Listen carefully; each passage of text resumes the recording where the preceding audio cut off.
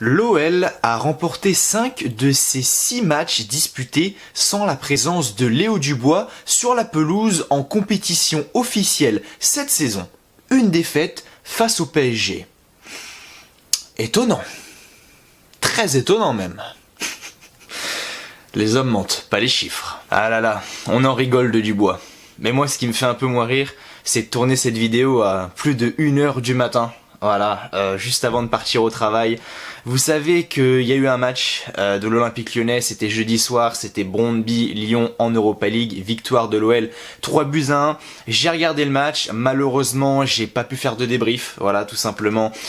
C'était assez compliqué, à chaque fois je suis obligé d'attendre que ce soit des horaires assez tardives pour pouvoir faire ces débriefs là. Jeudi soir, ça s'est terminé à 23h30, mais j'ai pas pu le faire. Vendredi, j'ai voulu le faire l'après-midi, mais c'était pas possible non plus. Voilà, donc j'ai reçu plein de messages, en fait. C'est pour ça que je vous l'explique en vidéo, tout simplement. Et là, voilà, j'ai été obligé d'attendre plus d'1h du matin pour pouvoir faire ce débrief. Donc c'est assez compliqué pour moi en ce moment. Je m'excuse. Donc voilà, maintenant les débriefs, lorsqu'il y aura un match.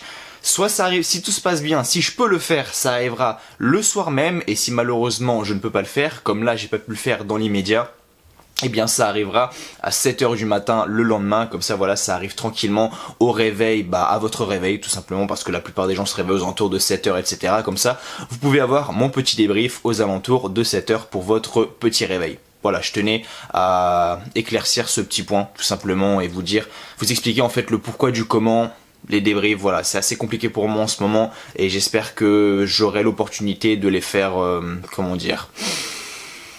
plus sereinement prochainement et voilà, les faire en temps et en heure comme je le souhaite. Même si c'est assez compliqué, mais je kiffe faire ça, vraiment. Je sais pas si je me suis fait comprendre, mais si vous avez des questions, eh bien n'hésitez pas à me demander, voilà, je vous répondrai avec grand plaisir. Du coup, on se retrouve pour le débrief de Montpellier-Lyon, 15e journée de Ligue 1 Uber Eats. Et c'est dur de faire un débrief d'un match qui a été mauvais de la part de l'OL, parce que c'est le cas de le dire, mais d'un autre côté, qui a été maîtrisé sans forcer. Même si Montpellier a eu quelques occasions sympas, sauvées par monsieur Anthony Lopez. Montpellier cette saison ont vraiment du mal pour le moment, voilà, ils sont 11e du championnat. Ce soir ils avaient un gros handicap, c'était l'absence de TJ Savani qui pour moi est le meilleur joueur de cette équipe de Montpellier. Lors du mercato ils ont perdu Gaëtan Laborde qui était un super joueur également, qui fait des folies à Rennes actuellement. Et voilà, je trouve que lors du mercato estival, ils ont eu du mal à se renforcer. Voilà, ils ont perdu Gaëtan Laborde, ils ont recruté Valère Germain qui, lorsqu'il est en confiance, peut être intéressant, mais je trouve qu'en fait Montpellier fait moins peur que ces dernières années. Ils ont TJ Savanier. Après, à part ça, oui, ils ont des joueurs assez intéressants, comme Wai par exemple devant, qui est vraiment bon. On a Jordan Ferry au milieu de terrain que je trouve aussi également intéressant, Florent Mollet, mais je trouve que Montpellier ça fait moins peur que ces dernières années.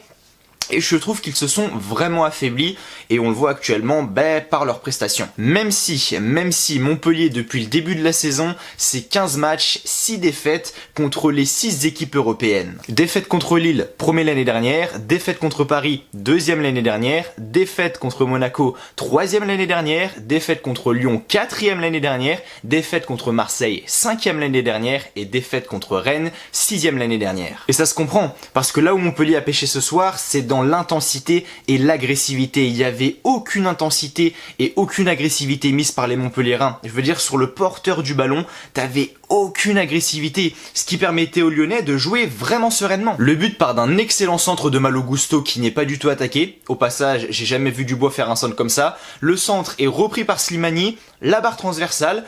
Heureusement Paqueta suit bien derrière avec une tête, but, ouverture du score et Paqueta inscrit le seul but du match. Donc voilà, 1-0, comme je l'ai dit, première mi-temps assez maîtrisée de la part de l'OL, manque d'agressivité, manque d'intensité de la part de Montpellier. Maintenant, moi ce que j'ai toujours peur avec l'OL, vous le savez, c'est que les joueurs se disent bon, il y a 1-0, on va essayer de conserver le score et finalement tu te fais voler la victoire au dernier moment, tu la joues tranquille et puis tu te prends un vieux but à la con à la 80e minute et puis après t'es baisé parce que t'as plus que 10 minutes pour revenir et tu te sens comme un con. Et Lyon, ils ont, j'ai envie de dire, assuré la victoire parce que ils ont pas plus poussé que ça en deuxième mi-temps, mais heureusement, ça s'est bien passé étant donné qu'on n'a pas pris de but. Après voilà, si on n'a pas pris de but, c'est en grande partie grâce à Anthony Lopez qui a fait vraiment des arrêts très sympathique. Oussem Aouar qui m'a un peu laissé sur ma faim. Voilà, il a pas touché énormément de ballons. Je pense qu'il aurait dû être beaucoup plus au cœur du jeu. Voilà, il aurait été beaucoup plus intéressant en faisant des appels au cœur du jeu, pardon, en essayant de décrocher. Voilà, là je trouve qu'il a été légèrement absent malgré une superbe passe délivrée pour Karl Toko Ekambi en fin de deuxième période. Paqueta, voilà, de retour, Paqueta qui n'est plus en numéro 9 et ça a duré quelques mois, ça quand même, et voilà, on l'a vu ce soir, Paqueta en numéro 9 c'était réellement un énorme gâchis, là voilà il a été à droite, mais le nombre de fois où il est revenu dans l'axe, jouer au cœur du jeu, créer des décalages, voilà, on voit tout de suite la différence entre un Paqueta qui est positionné en numéro 9, qui ne pèse pas, qui marque pas énormément, un Paqueta qui, voilà, est en électron libre au milieu de terrain et qui fait toute la différence. Maintenant vous comprenez pourquoi je râlais quand Paqueta était en numéro 9, parce que je recevais des messages, des commentaires, de gens qui me disaient mais si Paqueta en numéro 9 c'est pas si mal que ça, Slimani il est pas trop confiant donc c'est pas vraiment le moment, Moussa Dembélé il est blessé. Effectivement, mais je sais que Peter Bosz a pas vraiment le choix, mais à un moment Paqueta c'est pas un mec qui est là pour mettre des buts, c'est pas un Memphis Depay, un buteur ou ce que tu veux, c'est quelqu'un qui est là pour être au cœur du jeu, voilà, créer des décalages, créer des transitions, jouer en quelques touches de balle, provoquer l'adversaire pour obtenir des fautes, des coups francs intéressants. Bref, Paqueta c'est pas quelqu'un qui est là pour jouer en numéro 9 et on l'a vu ce soir, on a vu tout de suite la différence en fait. Donc voilà, c'était loin d'être le meilleur match de la part de l'OL, mais bon, la victoire est là, l'essentiel est là, un petit 1-0, mais ça suffit largement et c'est dur en fait de faire un débrief d'un match qui, eh bien, a été très mauvais, comme je l'ai dit de la part de l'OL, mais qui a été assuré, sans forcer. Donc voilà les amis, c'était le débrief de Montpellier-Lyon, j'espère qu'il vous aura plu. Avant de partir, n'oubliez pas de vous abonner à la chaîne, ça me ferait vraiment extrêmement plaisir, de mettre votre petit like, votre petit pouce bleu qui fait également extrêmement plaisir. Nous du coup on se retrouve, eh bien ça va être quand? Ça va être jeudi matin.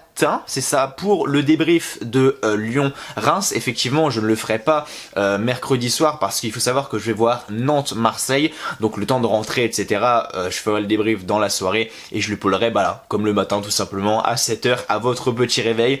Je ferai sans doute ce débrief avec Liam étant donné qu'il vient chez moi pendant 2-3 jours.